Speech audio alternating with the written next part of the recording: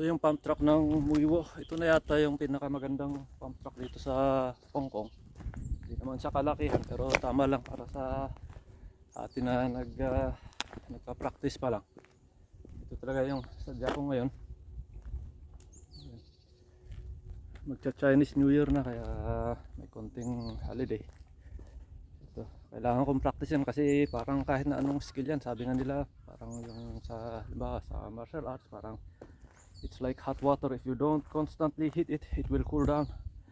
Ganon din sa mga skill. Napansin ko pagka hindi ko pa rin na-practice, wala na naman. Lalong lalo na medyo may edad na tayo na nagsimula nitong activity na to.